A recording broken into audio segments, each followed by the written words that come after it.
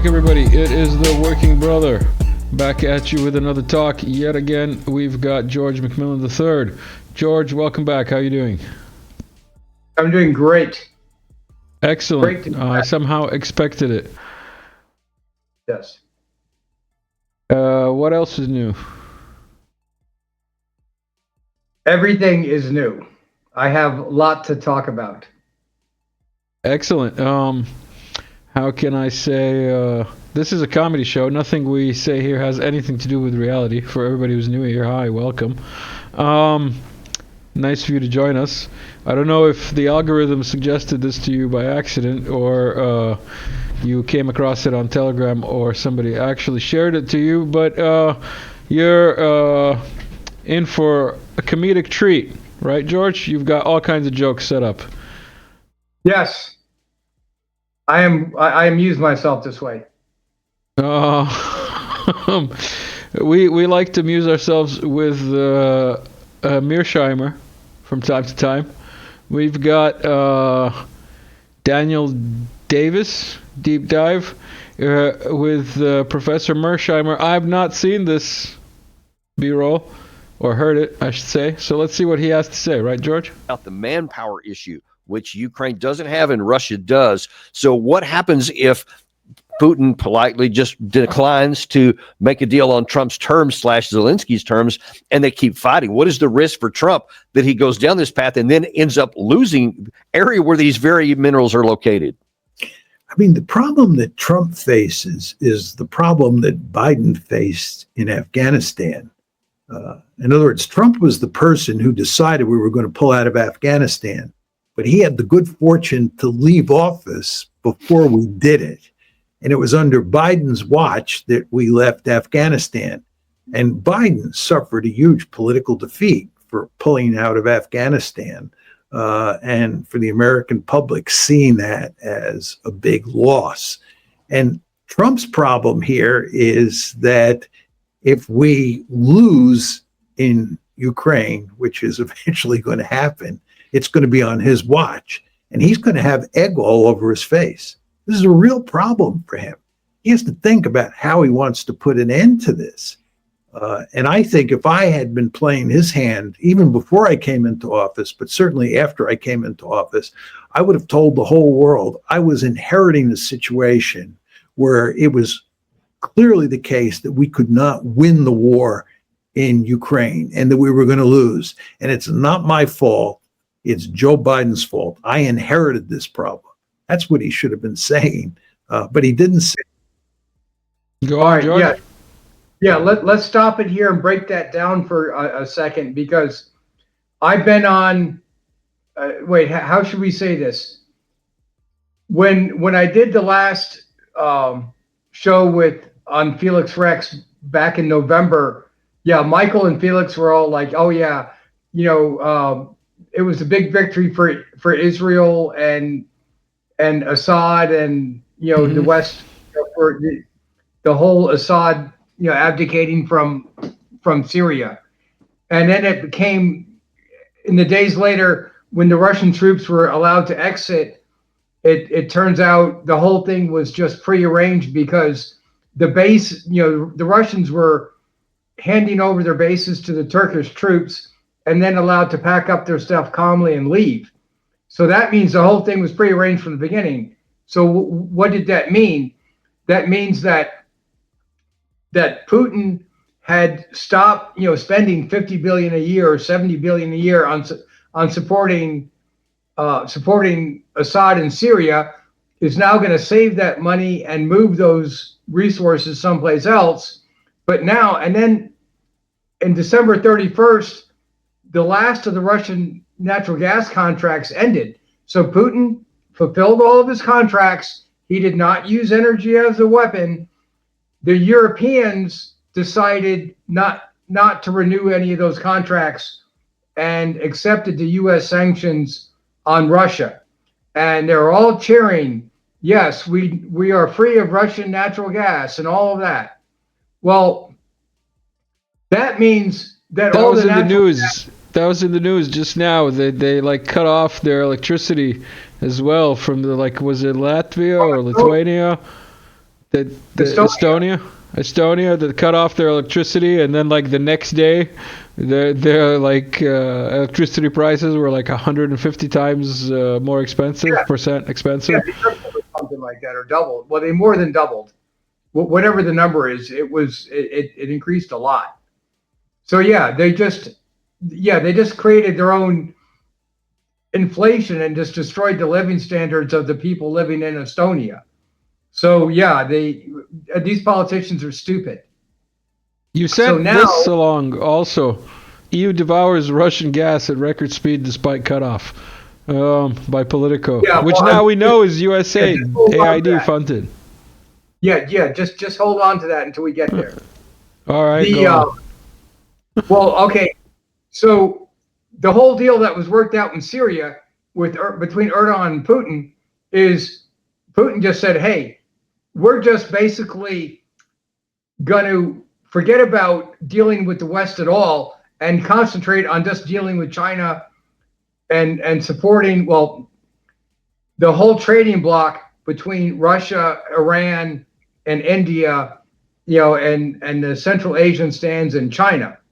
And he's just going to concentrate on that. He no longer has any business dealing with the West. So now there's no reason to talk to Trump or the EU or anybody. Putin can't do business with the West, so he can only do business with the East. So that's where his attention is turned to. So then, this is what I've been arguing on Energy Newsbeat for the whole month of January. All Putin has to do now is absolutely nothing. Let the German auto industries collapse and their consumer products industries collapse. Let the AfD and the FPO and all the populist political parties take power in the whole Danube River Valley. And then they come to power. They've been talking about getting rid of EU and NATO and buying Russian natural gas again, which means they have to pay in rubles, which means they have to abandon the petrodollar. So if Putin just sits back and does nothing, all of that happens, and then basically he's politically taken over all of Central Europe. So now what I've been arguing about, because I've been watching Sebastian Gorka all through the election cycle from, say September, October, if President Trump gets elected, he's going to deal with Putin from a position of strength. And I've been saying, well, we've been talking about it behind the scenes as well. I think we might have talked about it in the videos too, but I was like, this is the stupidest thing I've ever heard of, because if all Putin has to do is just wait till the contracts run out, and then he doesn't have to talk to Trump at all. So Trump did win, and he won both houses, which is good, because that certainly makes my life easier, in my particular situation, for the reasons that we will not discuss. Yeah, but obviously. Then going into having Marco Rubio take that position is better for me. Let me put it that way. So then, the contracts end on December 31st, and, Gorka and Kellogg are still going on with that Kellogg plan of dealing with Putin from a position of strength. I'm like, this is dumb. All Putin has to do is nothing, is just sit back. Either they continue to heavily influence the elections in Germany and Central Europe, and they continue their dial riots, their color revolutions, and they hold on to power. If that happens, well, it's not just the German industry that collapses. The automobile industry in Italy, France, and Spain's going down the tubes too. Same thing in Japan. All these big automakers are going down the tubes. So if Putin just sits back and does nothing, lets them collapse, well, then he can just buy these companies at fire sale prices. Okay, you're not buying the companies to stay in in Germany and Japan, you're just going to do a bulk sale and take their equipment and move it to Russia. So I mean, there's nothing that's going on that's in Trump's favor over Putin to use as leverage. Putin just has to sit back and watch. All right, so I've been arguing that. I've been on. We haven't done this show in a while because I've been busy over with Energy Newsbeat and some other shows.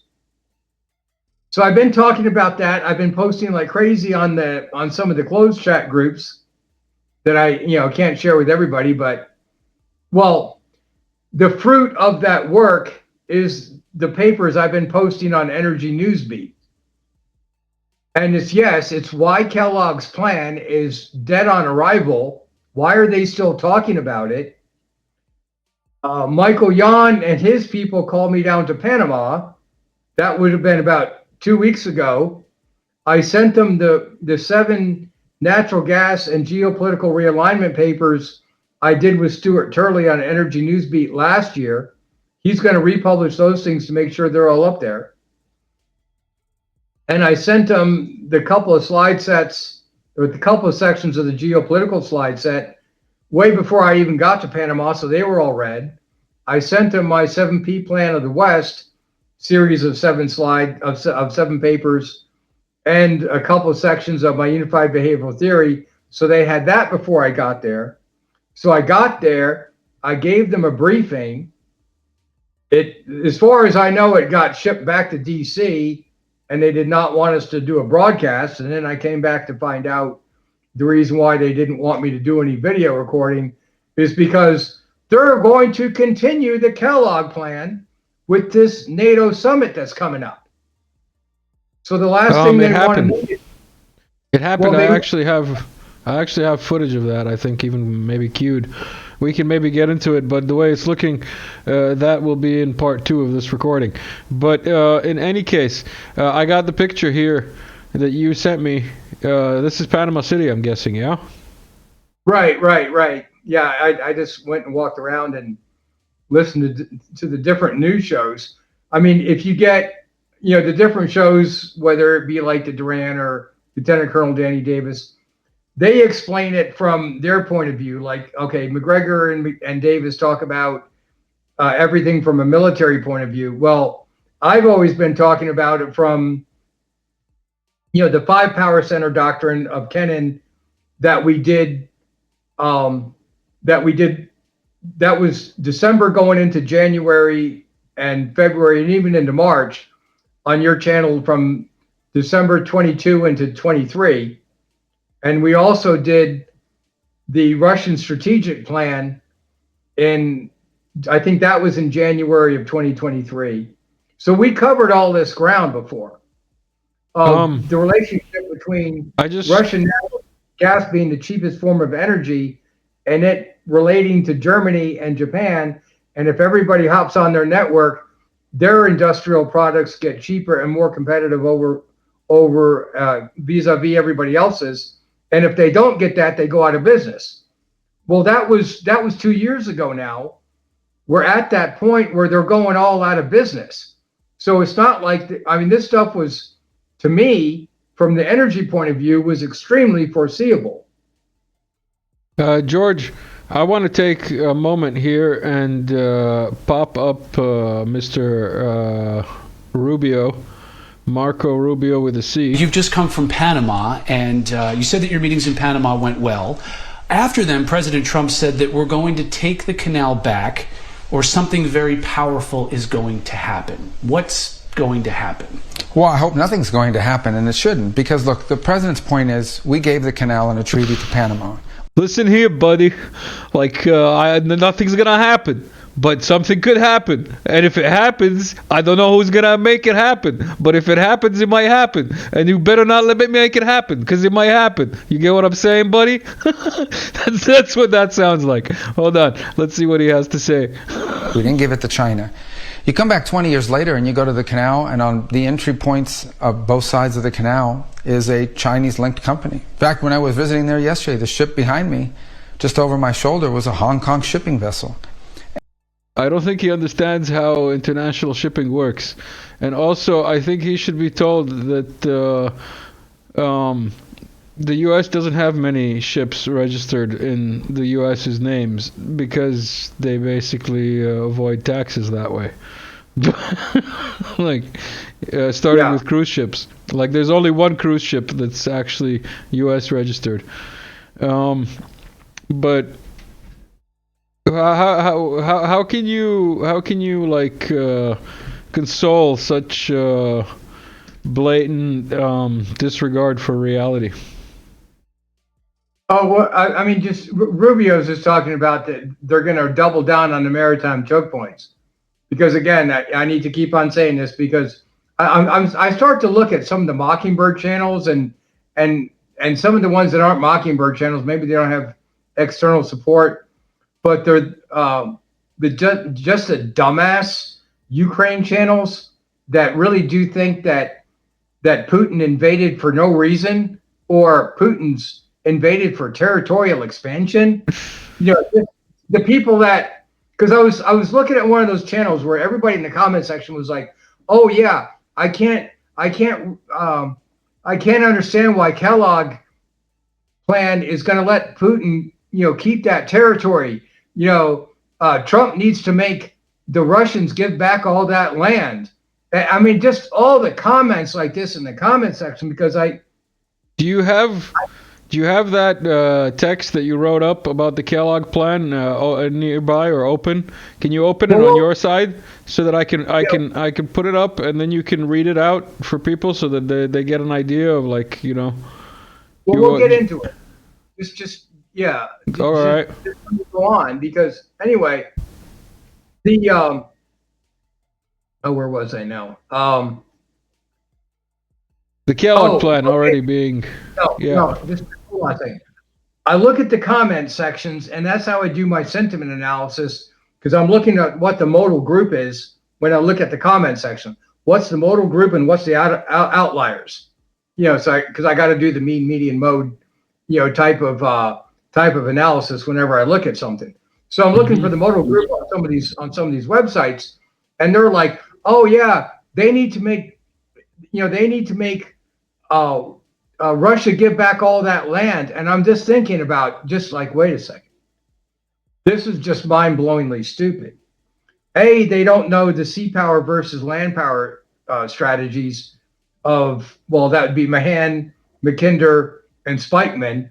Then they don't know how that translated into the 5 industrial power centers of Kennan, which then became the basis of the strategies of containment of Brzezinski and Spikeman, and then those RAND documents and the fake RAND documents that we did in that would have been the beginning of 2023. We did those shows, or maybe the spring and the summer, but somewhere in there we covered all that.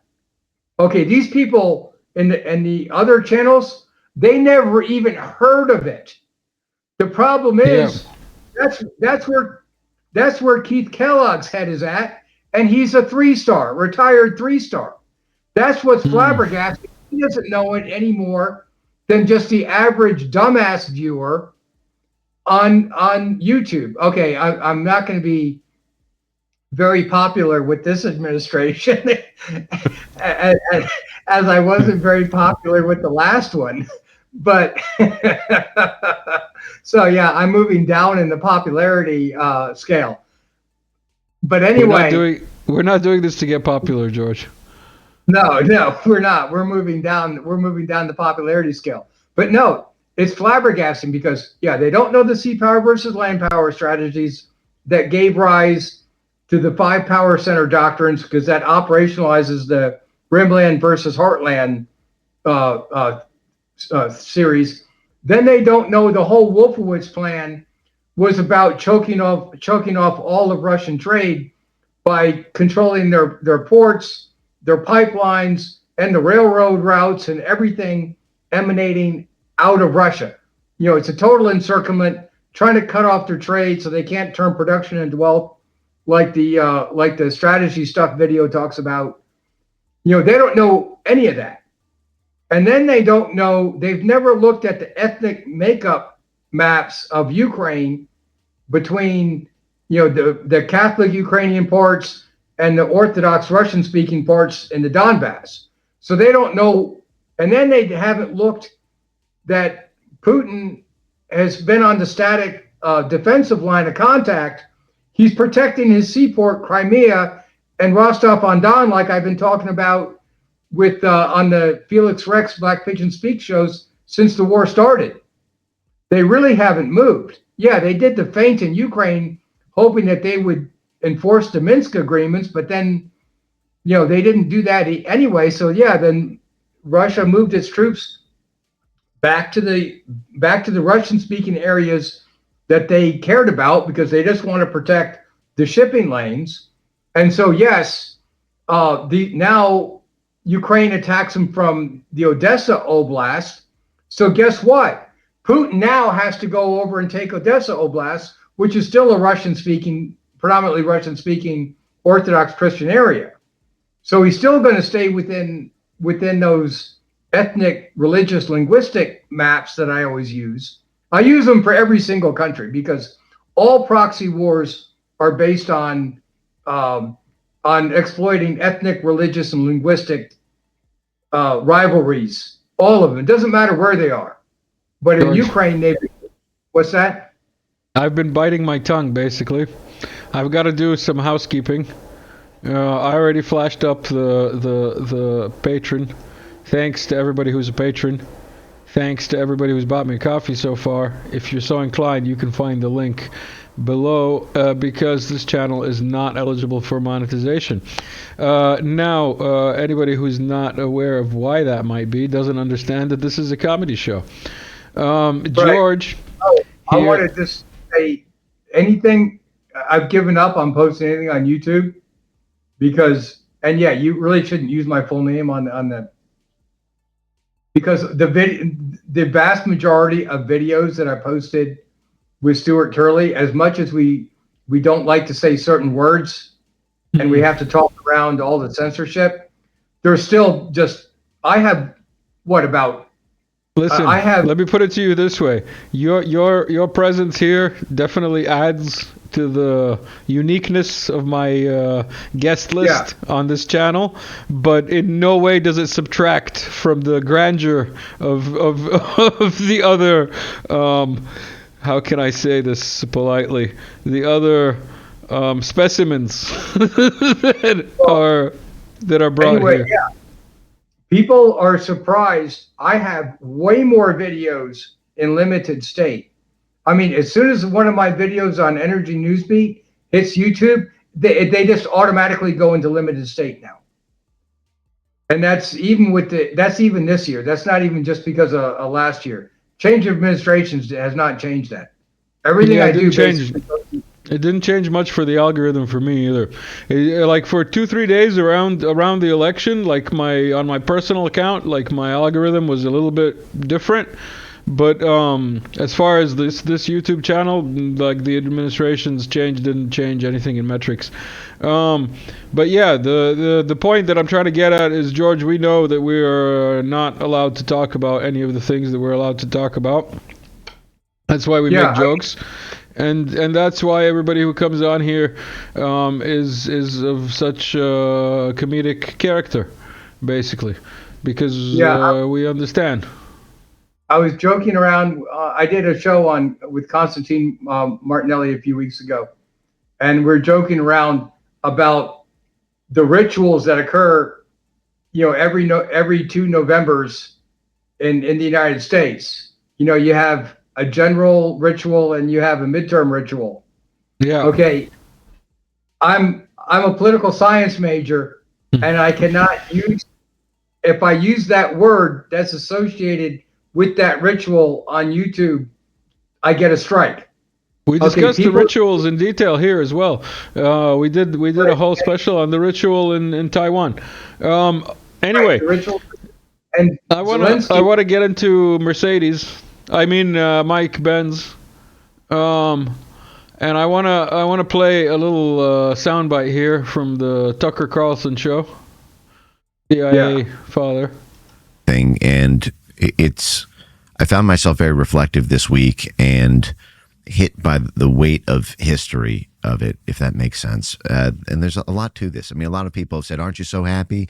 You've been fighting for this so long, and now it's happening. And so they expecting, cartwheels and spiking footballs. And that's not how I feel really at all, because the task here was to break the halo of this angel that turned into an angel of death. I don't think we've had the success of the 20th century without having a soft power influence arm.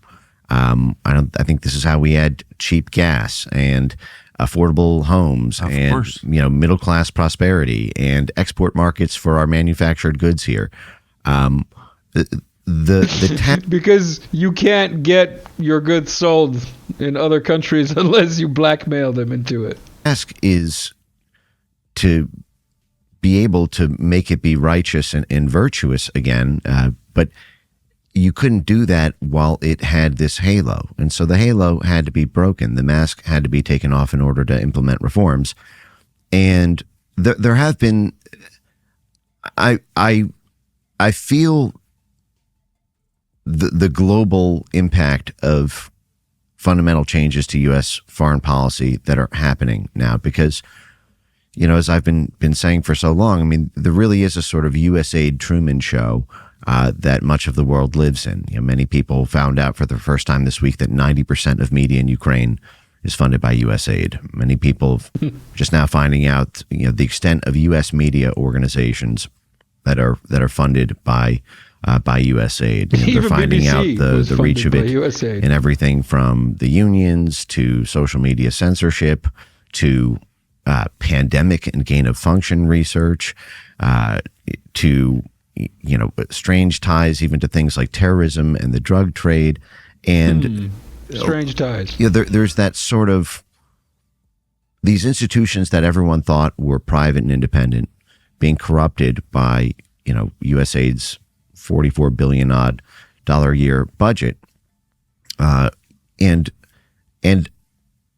when I think a lot of people, that was a process that I felt was necessary to tell the story of internet censorship, because for me, my journey of discovery on this was like everybody else. I thought internet censorship was a domestic story at first, and so I start following the trail of it, and then I see, oh, well, that's weird.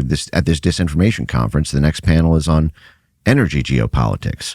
What are they doing together? That's weird. And then you go over to the energy geopolitics people and you see, okay, well, their fellow panelists are all military contractors. Okay, all right. So the military has something to do with social media censorship, and the energy pipeline politics and in Ukraine have something to do with it. Okay, that's interesting. And then you keep going down the line and you see, okay, there are these Chamber of Commerce partners, and then you see, oh, there are these suite of humanitarian aid organizations like USAID, NED, the whole suite of NGOs.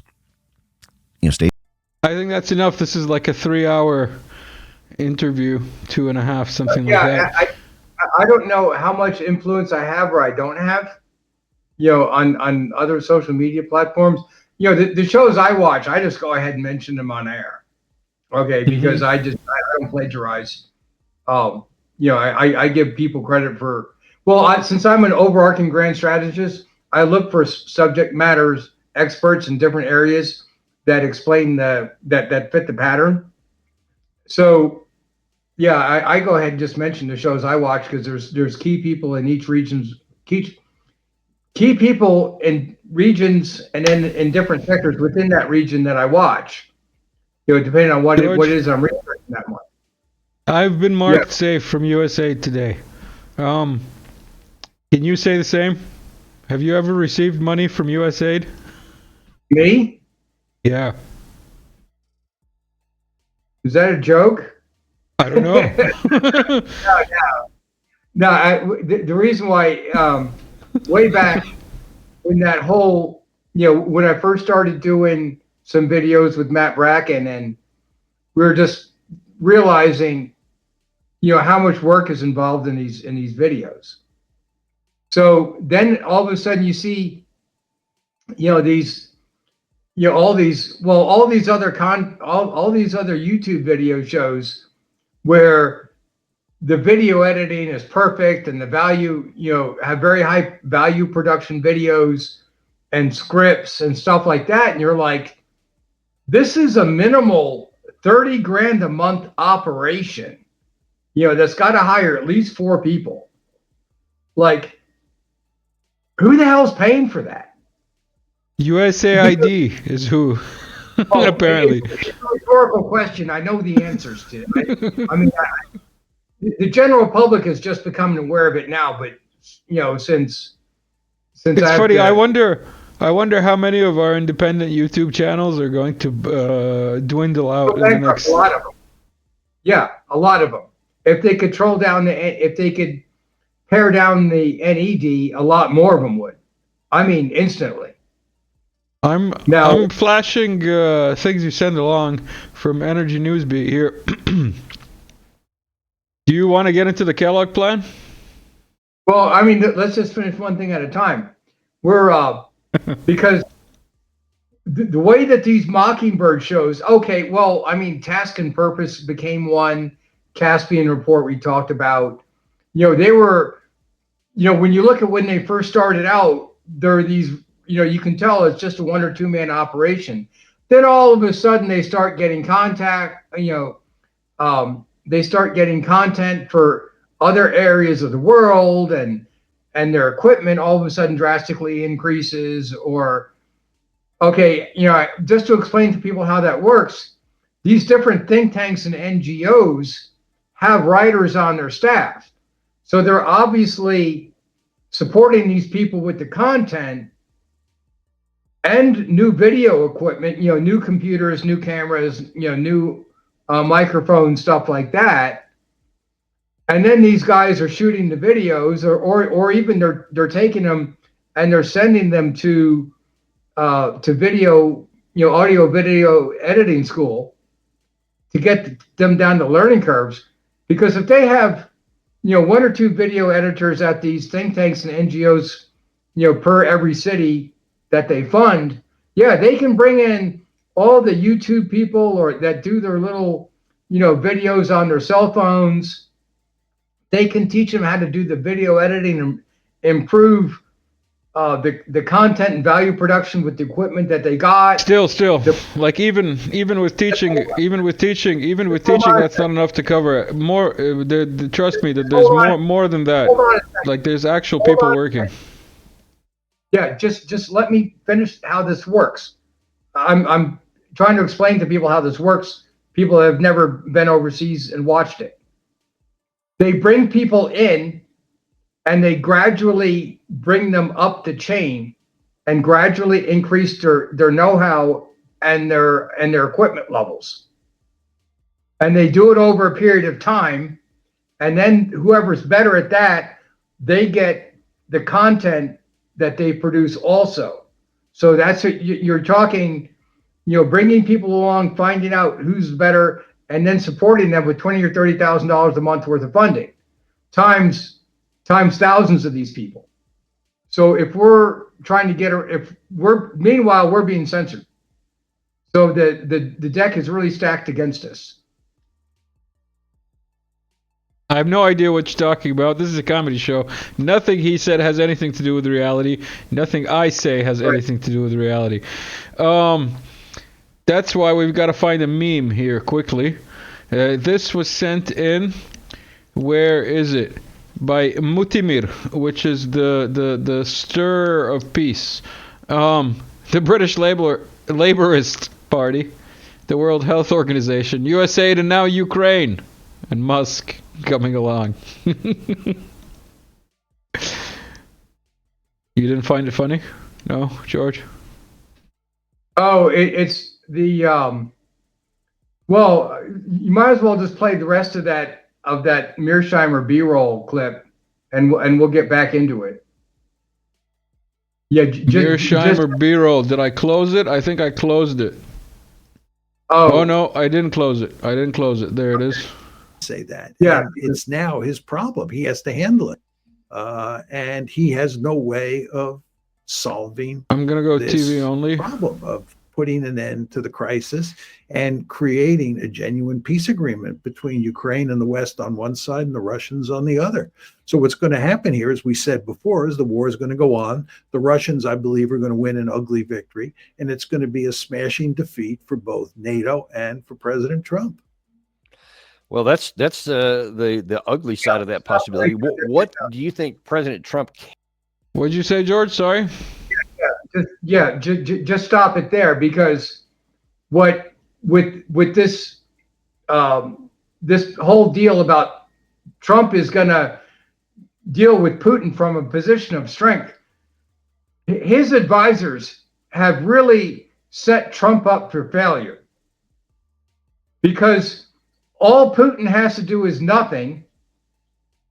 The populist parties either take over and kick out the EU and NATO, buy Russian natural gas by rebuilding Nord Stream, and then leave the petrodollar and pay for the ruble, or if the WEF globalist sponsored politicians can keep power, well, then the European economies collapse and Putin wins anyway. So if Trump is trying to figure out how to escalate the war in Ukraine to bring Russia to the table, that's a loser, because he's going to go back on his promise of ending the war. And two, it's just it's not an even fight. I think McGregor and Lieutenant Colonel Danny Davis are correct. It's about a 7-to-1 killed in action, wounded in action. So 7-to-1 KIA-WIA ratio in favor of Russia, not Ukraine. Somebody had posted, well, one of my guys. Who were you saying? Who were you saying that has these numbers? McGregor and Lieutenant Colonel Danny Davis. But that's what I thought. They sound like Russians. Yeah. Yeah. Those are Davis and McGregor. Those are just Russian sounding names. Pure Russian. Just like McMillan. I mean, I migrated from Moscow centuries ago. That's where my family's from, of course. Yeah. The those are obviously really Russian sounding names. Anyway. Oh, I posted something with some Ukrainian person, and she looked at my LinkedIn profile and said, "Oh, you're from Afghanistan." Anyway, McMillan is a really. Let's get into some of these articles that you sent along. We're already 37 minutes in. EU devours Russian gas at record speed despite cutoff. What kind of propaganda is this, George? Yeah, so so the Russian natural gas got cut off. The last contracts ended December 31st. And now the EU there's a Financial Times article from a couple of weeks ago, and similar articles like that. The Financial Times article a couple of weeks ago was talking about the EU's floated the idea of buying Russian natural gas. Of course, they're talking about via pipeline, because LNG is way more expensive. It's significantly more expensive, and you can't bring it there in the volume that you need, because there's not enough ships, because it's just a sea power temporary coping problem. It's not a permanent solution. The permanent solutions is pipelines. So they can't replace that. So what I've been arguing about is if Putin just absolutely does nothing, then yes, either the European economies collapse or the populist parties take over, kick these people out. So what does that mean? Now the EU's in trouble, in Europe in general. And then inside Germany, the CDU-CSU is in trouble of being taken over by the AfD. Because Merz is going to win the election, CDU-CSU is going to win the elections, but now they got to cobble together a coalition to keep the AfD out. They have to have the same coalition as the stoplight coalition that just failed. So it's going to be the same group of people. And no, the Green Party isn't going to want to go back to nuclear power or coal-fired plants.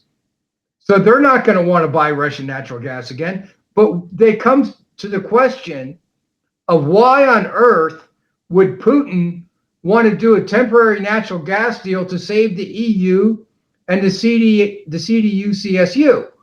He wouldn't want to do that. Why would he do that to save them and save Trump? See, Trump can't figure out why Putin is dragging his feet on these phone calls. So apparently, I got a question for you. I got a question for you. They did have a call. Apparently, they did have a call, and but nothing was like nobody's confirmed it. Like neither Trump has exclusively said yes, I spoke to Putin, nor has Putin or his spokesman said it. In fact, his spokesman said no, I cannot confirm or deny that they spoke. Yeah. But the point is, there was this American. Prisoner, hostage, POW, I don't know what you want to call it, espionage guy who was released, and he's the first of two. What do you make of that as a gesture from Putin? Well, it's a goodwill gesture for Putin to talk, but I think, okay, they probably did have some kind of conversations. There is something going on, but Rubio and Lavrov and Medvedev have been talking about they're not interested in a ceasefire. The Minsk agreements 1 and 2, what was that? Beginning 23. Wait, when was that? 23 going into 20. No, it would have been before that. 22 going into 23. The Minsk Accords. Well, I'm sorry, I'm messing up my years really badly, but. I think it was a lot earlier, but I think it was like 17 or something like that. But in any case, but what you're trying to get at is that Lavrov and everybody on the Russian side has already been saying that they're not looking for another Minsk anytime soon, basically. Yeah, because it's a road to nowhere, as Lavrov said in his December 26th interview. Every time they've done a ceasefire, the West has just used it to rearm and retrain and equip the Ukrainian army. So they're totally not interested in that. That's been the case. So why Kellogg did his plan from April of last year and continues with this. Plus, yes, okay, some people over there have seen some of my documentation on Energy Newsbeat, and no, they're not happy with it, but they're still going in with this Kellogg deal, going into the NATO agreement, the NATO conference in a couple of days. What, it starts on the 14th? No, it started today or yesterday. Why do I keep switching to the wrong scene here? I already have, like, there's a speech of Hegseth. How do you pronounce his name? Hegseth, yeah. Hegseth, his speech, I have it, but we'll save it for the second part. Why don't you round up your thought on what you've got here, and maybe I'll prompt you with this behind the paywall article that you also sent along from the New York Times. Europe grapples with energy crisis 3 years after Ukraine invasion. Dun, dun, dun, dun. Well, it's like what I've been talking about on the Russian natural gas and global geopolitical realignment series of papers I did on Energy Newsbeat last year. They cut Russian natural gas off without a suitable and affordable replacement. So anyway, yeah, all Putin has to do now, if Putin does absolutely nothing, he can bring down the EU, NATO, the petrodollar, and Trump. Trump has got to figure out a way out of this. And the way to do that, Professor Mearsheimer talked about it a little bit, before. Trump has got to just come out. Well, to me, I think he's got to say, the Wolfowitz-Rand doctrine has failed. It's backfired. We need to get out of this and just start telling people, what the Wolfowitz strategy, what the Brzezinski Grand Chessboard and Wolfowitz-Rand strategies are. Because if you look at what I'm calling the dumbass channels on YouTube that just repeat the narrative that Putin invaded for no reason, or And pretty soon, he's going to be in Berlin and Paris like any minute now. No, Putin has done a great job of staying right there guarding the Azov seaports in Crimea. They didn't do a blitzkrieg forward, and all the Ukrainians do is keep on feeding soldiers under their artillery. So as long as the Ukrainians are pretending like it's a stalemate, there's no reason for Putin to change course. And pretty soon, when they run out of Ukrainians, Russia can just move forward at their own leisure and take over the rest of the Black Sea coast and the Odessa Oblast, because they need to control that. If their goal is to protect their shipping, then they need to take over the Odessa Oblast. So then why talk to Putin? Why should Putin talk to Trump now? He needs to delay these negotiations. He needs to drag his feet on that, delay and stall until the populist parties either win or the European economies collapse, and or he takes Trump down with them. Because if he takes Trump down with them and the globalists take over in the midterm elections and impeach Trump, then the United States under globalist leadership is going to collapse, just like the UK is. So all Putin has to do is nothing. It's Trump that now has to change course of action and get out of it. I found while you were ranting. You can see why I'm so popular with all the administrations, by the way. Yeah. I can't tell what makes you. What about your how should I say, your approach makes you more popular with the administrations or with the subscribers on YouTube? It's a mystery.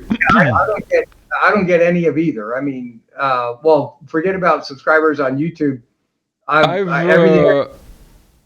got that clip here. It's about 7 minutes long. Let's get into it a little bit. Secretary Healy, for your leadership, both in hosting and now leading the UDCG. This is my first Ukraine Defense Contact Group, and I'm honored to join all of you today. He's honored. And I appreciate the opportunity to share President Trump's approach to the war in Ukraine. We are not at, Ukraine. as you said, Mr. Secretary, a critical moment. As the war approaches its third anniversary, our message is clear. The bloodshed must stop, and this war must end. President Trump has been clear with the American people and with many of your leaders that stopping the fighting and reaching an enduring peace is a top priority. He intends to end this war by diplomacy and bringing both Russia and Ukraine to the table. And the U.S. Department of Defense will help achieve this goal. We will only end this devastating war and establish a durable peace by coupling allied strength with a realistic assessment of the battlefield. We want, like you, a sovereign and prosperous Ukraine. But we must start by recognizing that returning to Ukraine's pre-2014 borders is an unrealistic objective.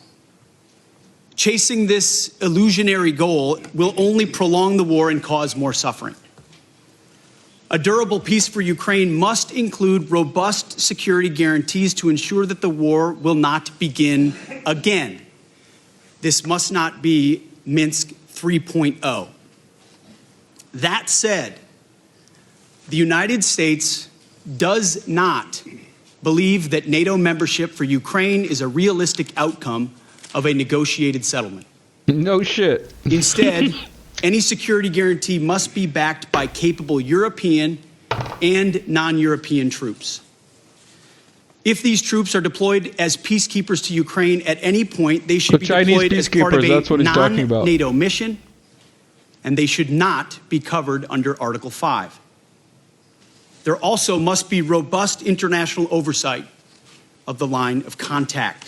To be clear, as part of any security guarantee, there will not be U.S. troops deployed to Ukraine.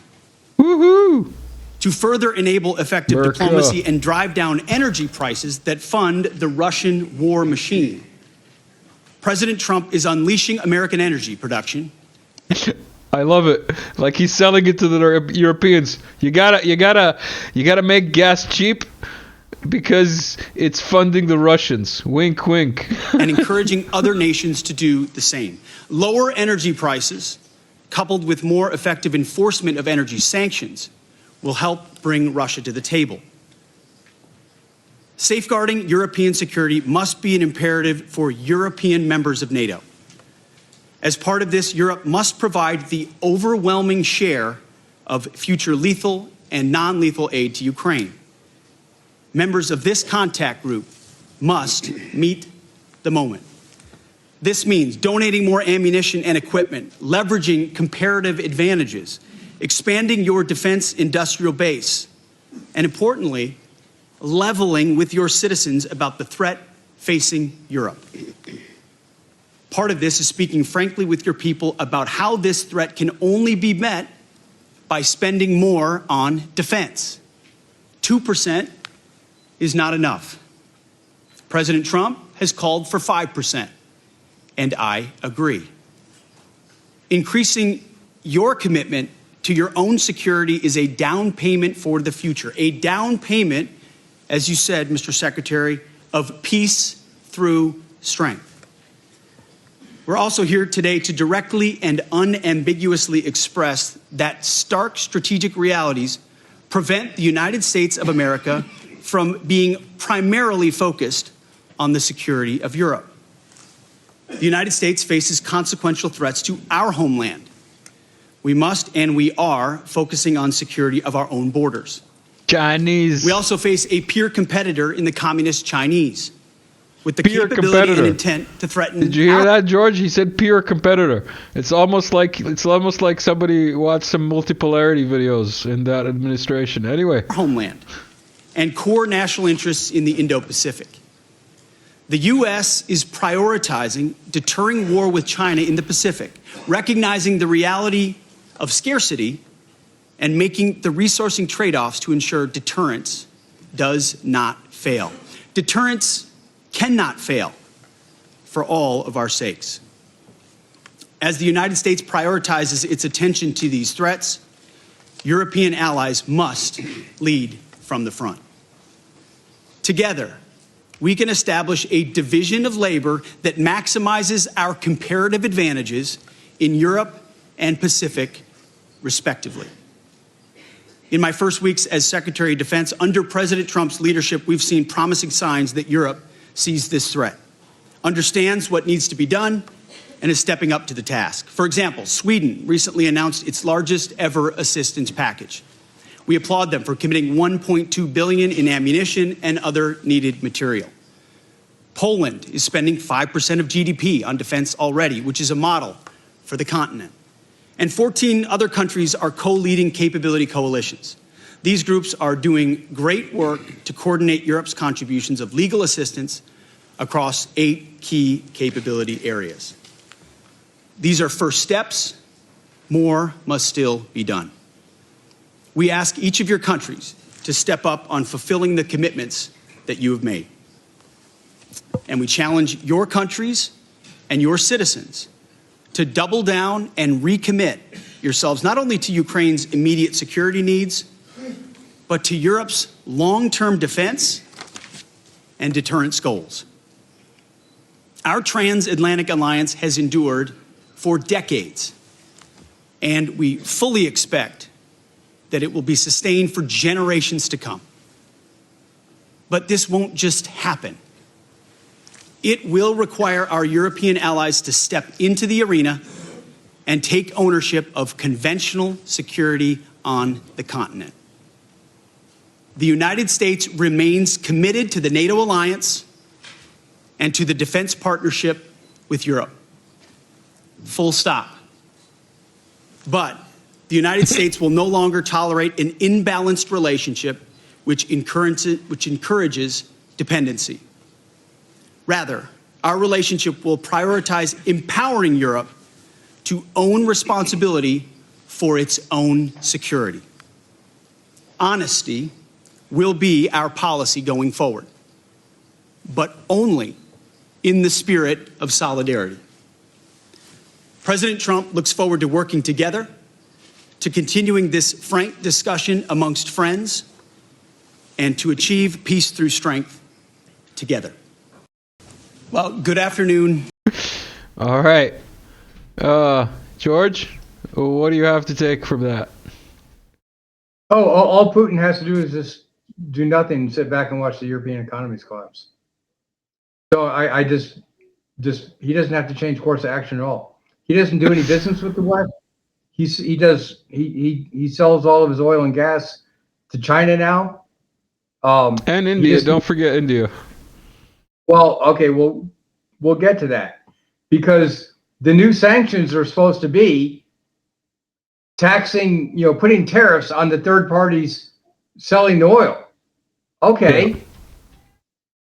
Why does Putin care? Because then the costs, when the oil gets to Europe, it's going to even be more expensive. And then the EU is talking about more tariffs on Russia, and one of them is going to be aluminum. All right. Well, the biggest cost factor of making aluminum is don't tell them, George. Is electricity. Let me get through this. The biggest cost factor for aluminum is electricity. Electricity that Europe does not have. Where the prices are sky high. So now they're going to take the chief raw material that it takes to build a car, and they're going to make that 3 or 4 times more expensive. And Volkswagen and these car companies are already going out of business. Porsche fired its CFO the other day because its cost of production has gone through the roof, and they're already starting to really lose money. And that's Porsche. Volkswagen Group's already been in that group. Same thing with Mercedes and Audi. So all they're going to do with these sanctions is going to increase the deindustrialization of Europe. So why would Putin try to stop that? We'll be back in a couple of minutes. For you guys that are watching, it might be a day or two. There might be some uploads in between. But do subscribe if you're new here, if you stuck around all the way to the end. Like the video also. We'll be back. George, thank you again. Yeah.